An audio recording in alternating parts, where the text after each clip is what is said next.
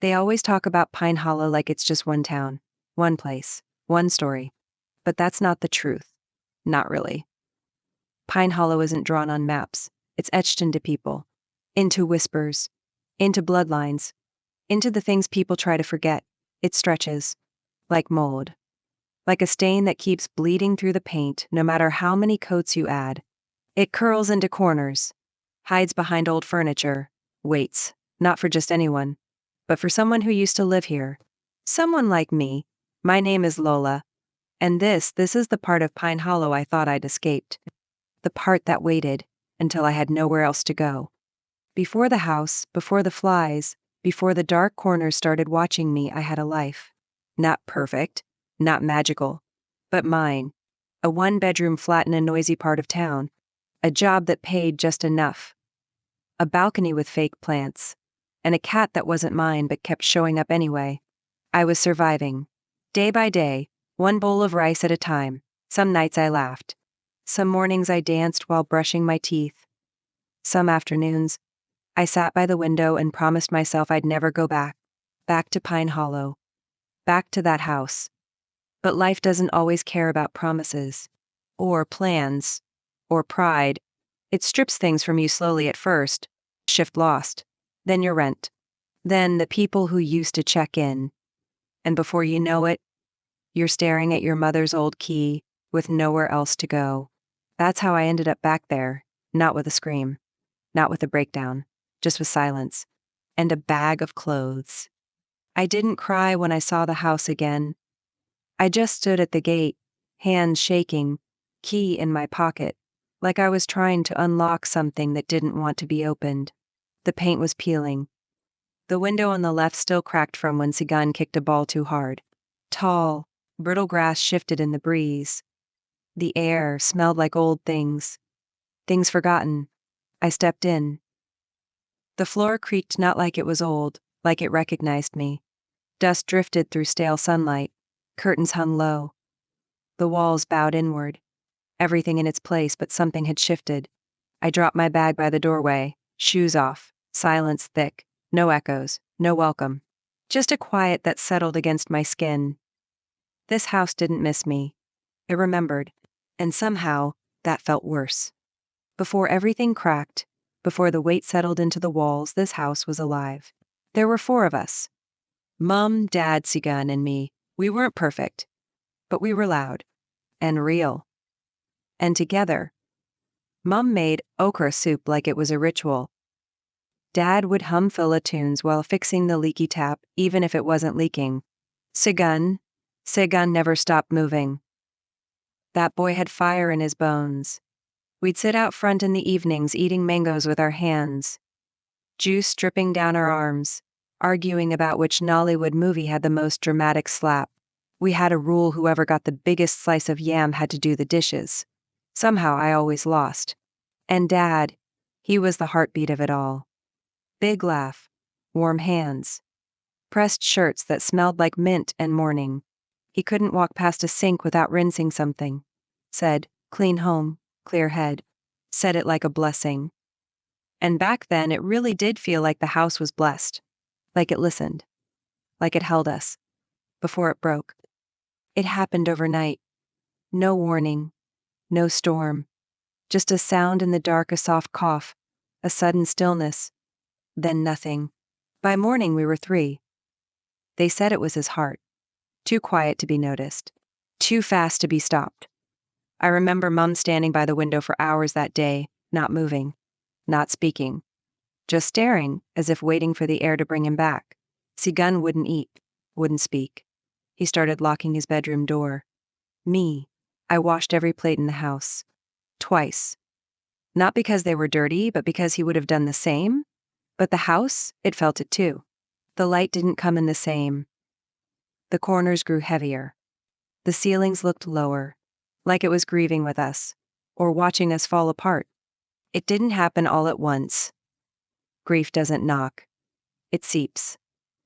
I remember one night, maybe 3 weeks after the funeral, Mum was in the kitchen, still wearing Dad's old shirt, still humming, but the tune was wrong.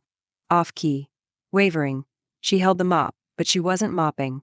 She kept scrubbing one corner of the floor, like she was trying to erase something only she could see.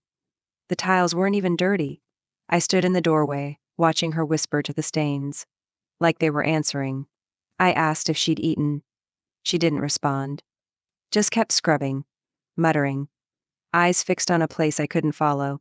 That night, I found a plate in the oven. Not cooked, not cleaned, just left there half covered in salt, flies already circling. It stayed for days. That was the first time I noticed the smell. And the first time I knew Mum wasn't coming back from wherever she'd gone. Sigun never said goodbye. Not properly. One day he just stopped being there. I found his bag half sipped on the couch. His blanket gone. Shoes missing. At first I thought maybe he'd gone to stay with a friend. Take a break. Breathe. But then I found the note. Folded twice. Tucked between my old textbooks. 6 words scrawled in the corner like he didn't want them to be loud. I'm not dying in that house. That was it. No apology. No explanation. Just a truth I didn't want to hear. I used to be angry. Felt like he abandoned us. Left me to carry the weight alone. But now I know he didn't run away. He escaped. And somehow I stayed. People say grief makes you feel invisible. But moving back to that house made me feel watched. And ignored. At the same time. The neighbors, they never really looked me in the eye. They'd cross the road instead of walking past our gate. Their greetings were clipped. Their smiles stiff. Some pretended not to see me at all. Even the kids stopped riding their bikes past the house. Just once, I caught one of them pointing at my window before his mum pulled him away. It wasn't loud. No gossip. No threats. Just silence. A silence that felt agreed upon. Practiced. Like it had existed long before I returned. That house had a name in the town. Not one anyone said out loud. But I could feel it. In the way people walked faster once they reached our fence. As if slowing down might let something follow them home. I didn't come back because I missed it, or because I wanted closure, or because I believed in starting over. I came back because everything else was gone. The job fell through. The rent fell behind. The people who once swore they'd be there fell silent, and all I had left was this house. The title was in my name now. Mum left it to me in a will that smelled like mothballs and regret. No money. No savings. No comfort. Just a house with cracked windows, peeling paint, and more memories than walls. I told myself I'd stay a week. Maybe 2. Fix it up a bit. Get my head right. Figure something out. But even as I stepped through the door, some part of me knew this wasn't a return. It was a surrender. The house didn't smell like dust. It smelled wet, like sponges left too long in the sink, like breath trapped behind sealed windows. The kind of smell that sinks into your clothes and stays there. The wallpaper had started peeling at the corners. The ceiling had water stains shaped like bruises. The hallway light blinked twice, then gave up. It was quiet, but not peaceful. This was a heavy kind of silence, the kind that watches. I could hear it in the air, in the groan of the wood under my feet, in the way the door took just a second too long to close behind me. I didn't unpack. I didn't clean. I just sat. On the same couch we used to pile on for movie nights. Now sagging. Now damp. And I realized something as I stared into the dimness of the hallway. The house didn't feel empty. It felt like it had been waiting. They showed up on day 3. Big, slow, confident, like they belonged here more than I did. At first I thought maybe I'd left a window open. Maybe the drains needed rinsing. Maybe it was normal. But they didn't act like normal flies. They didn't flinch when I waved them off. I didn't scatter when I sprayed. They just hovered, buzzing in lazy circles around the sink, landing on plates I didn't even use, crawling along the edges of the countertop like they were tracing something. One night, I found 4 of them lined up on the rim of the kitchen faucet, just sitting there, still, watching the drain, like they were waiting for something to come up. That was the last night I walked into the kitchen without turning the light on first, and the first time I asked myself if something else had moved in before me. The first trail was faint, a thin, black line running from the edge of the hallway into my room. I thought maybe it was soot. Or maybe the wall had leaked. I wiped it clean. Didn't think much of it. But the next morning there were 2 more. One along the baseboard, another curling under the bedroom door. Not splattered. Not random. Drawn, like something was marking territory. Or mapping something I couldn't read. By the end of the week, they were everywhere. Some crept along the tiles in broken curves. Others climbed the walls in jagged zigzags. One split in 2 and circled the coffee table like it was laying claim. Some were slick like oil that refused to dry. Others flaked brittle like burnt paper. But they all led to the same place. My bed. That's when I stopped sleeping. Or tried to. I'd sit on the couch, blanket up to my chin, eyes locked on the hallway like it might confess. But morning always came too slow. And the trails always came back darker than before. I walked down to the corner shop, needed candles, more spray, anything that smelled like bleach. The woman behind the counter looked up, but didn't smile. She just stared. For too long. "Which house are you staying in?" she asked. I said, "The one with the cracked window. Last on Ola Street." Her face shifted. Not surprise. Not fear. Something else. Recognition. She rang up the items slowly. Then leaned in, voice lower than before. "Your mother stopped cleaning before she passed," she said. I said nothing. Just stared at her, wondering if she was warning me or blaming me. Then she added softer this time, "You should start. Not for her. For yourself." She didn't ask if I needed a bag. Just handed me the items and looked away. And for the first time since I came back, I didn't feel alone in what I was seeing. But I did feel watched. I was looking for a lighter. That's all. Digging through the drawer in the hallway, the one filled with old batteries, bent keys, and charger cords no one had claimed in years. That's when I found it. Folded paper. Yellowed at the edges. Torn at one corner, like it had been read and hidden again. It was Seagun's handwriting. Messy, sharp, rushed. "It watches while you sleep." That's all it said. No greeting. No signature. No date. Just 5 words. Underlined twice. Pressed so hard, the pen had nearly torn through the page. I stared at it too long. Long enough to feel the walls tilt toward me. Long enough to feel the couch shift behind my back, even though no one was there. Seagun knew. He didn't just feel the fear. He named it. And now I wonder, maybe that note was never meant for me. Maybe it was something he wrote just to remember why he had to leave. To remind himself not to stay. I walked into the hallway and smelled onions frying. But the kitchen was empty. No flame. No pan. Just the scent of a memory reheated by the walls. I passed the bathroom and heard the creak of the old tap, the one Dad used to fix every other week. But the door was closed. And the air inside was cold. This house wasn't just holding on to things. It was replaying them. Feeding them back to me like lullabies I never asked for. I sat at the dining table that night, in front of a plate I didn't remember setting. It was empty, but still sticky. I stared at it, and suddenly I saw Seagun, 12 years old, spoon in one hand, mouth full, arguing about the last piece of meat. I blinked, and the chair was empty again. I heard Mum's voice, but not like a ghost, like a habit. "Don't leave food on the plate, Lola. That's how things grow." She didn't mean mold, and I think she knew it even then. It started with the buzzing. Low at first. Just one fly somewhere behind the fridge. But it didn't stop. It grew. Louder. More layered. Like dozens of wings beating just behind the walls. Then came the tapping. Not soft. Not random. Sharp. Deliberate. Skr, skr, tap. Like claws on wood. Or nails dragging across tile. The pipes began to rattle. Floorboards shifted. Something scurried across the ceiling, too heavy to be a mouse. Too slow to be rats. It was everything. All at once. Buzzing. Scratching. Thudding.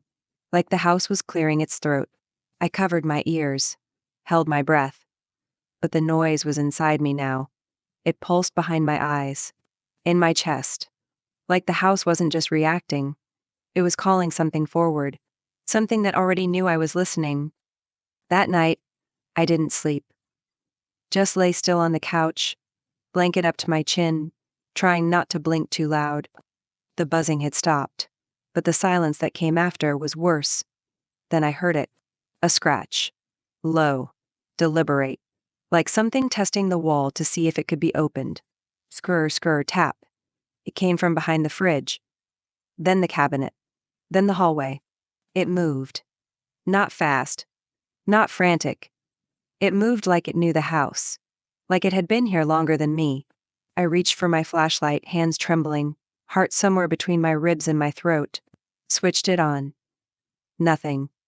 Just a line of flies on the hallway floor, perfectly spaced, all facing the same direction, like they were watching something I couldn't see. I woke up on the floor. Didn't remember falling asleep.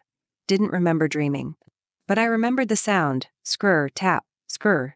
The house was quiet now, too quiet, like it had said what it wanted and was waiting for me to notice. And then I did. On the wall, just beside the kitchen entrance, written in thick, black streaks that dripped like oil but smelled like rot, eat only eats what's fed. 5 words. Uneven. Jagged. Etched in with something desperate. Something that had no business holding a pen. I stepped closer. The paint beneath the message had bubbled. The wall was warm. I didn't touch it. I didn't need to. It wasn't a threat. Not exactly. It was a rule. A warning. A truth I hadn't been ready to admit. Whatever was in this house wasn't just haunting me. It was feeding, and I was the one setting the table. I must fallen asleep. Not deeply. Just enough to forget where I was. In the dream, I was back at the dinner table. But it was wrong. There were no chairs. No food. Just stacks of plates all cracked, all dirty, all mine. They were piled so high I couldn't move without knocking them over. And beneath them, I heard it breathing. Then a snap. Not of sound, but awareness. I woke with a jolt, sweating. Cold. The room was dark. Too dark. I reached for the light but froze. There was a plate. Right beside my bed. A real one. Chipped along the edge. Still wet. Still warm. I hadn't used it. Hadn't brought it there. I didn't even own that design anymore, and that's when I felt it. A weight. Small at first. Then heavier. Crawling across my chest. I couldn't scream. Couldn't breathe.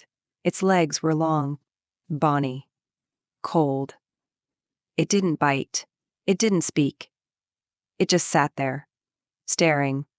Like it was trying to remember me. And I realized something. It didn't come because I slept. It came because I stopped pretending I wasn't afraid. I didn't want to look. But I did. Because once fear grows roots, you start needing to know where it lives. It was just past 2:30. No power. No moon. Only the glow of a dying candle and the kind of silence that doesn't feel empty, just expectant. I was standing in the hallway. Barefoot. Blanket still wrapped around me. Then I heard it. Skr, tap. Skr, deliberate. Unhurried. Like it wasn't sneaking, just coming. It stepped out from the kitchen doorway. Half in shadow. Half made of it. Tall. Wrong. Bent at an angle that made my back ache just looking at it. I didn't scream. Didn't move. Just stood there, breathing through my teeth, as it tilted its head and watched me. Not hungry. Not angry. Just aware. Like it had finally found what it had been growing toward all along. It didn't walk like something that belonged here. But it didn't walk like a stranger either. It moved like it knew every corner. Every crack. Every soft spot in the floorboards. Its back was arched too high. Like it had too many bones. And its skin, if you could call it that, was made of things I recognized. Old cutlery. Grease-stained cloth. Plastic wrappers. Cracked bowls. Bits of tile from the kitchen floor. All fused together in a body that sagged and shimmered like Motot had a crawl. Its limbs were long. Too long. Knees bending the wrong way. Feet dragging like broomsticks dipped in oil. Its hands, if they were hands, had fingernails made of broken teacups, with blackened rice grains wedged in the joints like rot trying to hold itself together. Its eyes were uneven. Glass. Lidless. Some too big. Some barely there. All cloudy like they'd seen everything decay and decided to stay open anyway. Its mouth wasn't a mouth. It was a seam, stitched shut with fraying thread, the kind Mum used to sew buttons before she stopped trying. It didn't growl, didn't lunge. It just watched. And in that moment I understood. It was made of everything I'd ignored. Every corner left unswept. Every dish I didn't wash. Every emotion I buried beneath silence and survival. This wasn't just a monster. It was memory. And it had grown teeth. It wasn't a ghost. Ghosts are echoes. This was present. Heavy. Alive. It didn't float. I didn't flicker. Didn't whisper names in the dark. It stayed. It watched. It waited. And I knew deep in my chest, where grief hardens into guilt, that it had always been here. Not hiding in the walls. Not under the bed. In the space between what was said and what we never dared to feel. It fed on rot. Not just the kind that smelled. The kind that built up slowly. Stacks of plates. Unspoken apologies. Unwashed clothes. Memories soaked in silence. It had fed on my mother. Every prayer she mumbled to the sink. Every day she wore his shirt but couldn't say his name. It had tried to feed on Sigun, but he ran before it grew strong. And me?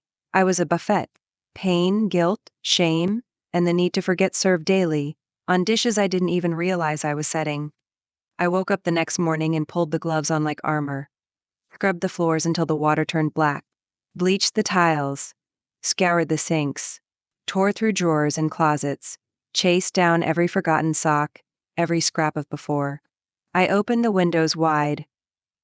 Let the light in. Dragged the moody furniture into the yard. Like I'd throw out memory if I lifted hard enough. I cleaned until my fingers pruned. Until my back ached. Until my throat stung from chemicals. And for a moment, just a moment, I believed I'd done it. But that night, the smell was still there. Low, wet, clinging to the corners. The trails came back darker. And the sound, the crawling, tapping, dragging sound, was louder than ever. That's when it hit me. I wasn't cleaning to heal. I was cleaning to hide. To pretend the cracks were just dirt. That grief could be swept under rugs. That guilt could be rinsed down the drain. But the house knew better. And so did the thing in it. Because you can't scrub sorrow with bleach. You can't mop up memory. And you definitely can't clean what you refuse to admit is still alive. The final night, I didn't run. Didn't spray. Didn't clean. I just sat, cross-legged on the floor. In the dark. In the quiet. In the truth. It came slowly. No drama. No screeching. Just the sound of something heavy crawling through what was left of the silence. It stepped out from the hallway. Taller than before. Fuller. Its body bloated with everything I hadn't said. Every emotion I avoided. Every plate I left behind. It leaned close. And when it spoke, its voice was my mother's, but twisted. Familiar and hollow. You kept feeding me, it said. Every time you looked away. Every time you left a plate. Every time you refused to feel. And it was right. I had fed it. Not with food, but with silence. With shame. With every memory I tried to mop away. But something had shifted. Because I wasn't looking away now. I was looking straight at it. And for the first time, I didn't see a monster. I saw a reflection of everything I'd carried and refused to name. So I stood. Not in fear, but in understanding. And I said not loud but steady, I'm done feeding you. I'm done hiding from what broke us. You don't get anything else from me. It didn't roar. Didn't lunge. It just stopped. Its limbs twitched. Its body folded. Collapsed inward like wet paper. And then dust. Black. Soft. Gone. Not because I was brave, but because I was honest. After it disappeared, the house didn't cheer. There was no bright light, no applause, no moment of magic, just quiet. The kind of quiet that feels like the first breath after holding it too long. The smell faded. The shadows softened. The flies were gone. The silence stayed. But it wasn't heavy anymore. It wasn't hiding something. It was just silence. I still clean. Not out of fear, not out of habit, but out of love. Because now I know it was never just about mess. It was about neglect. About forgetting to care for the places that carry us. And the people inside them. I didn't defeat the thing in the house. I didn't kill it. Didn't trap it. I starved it.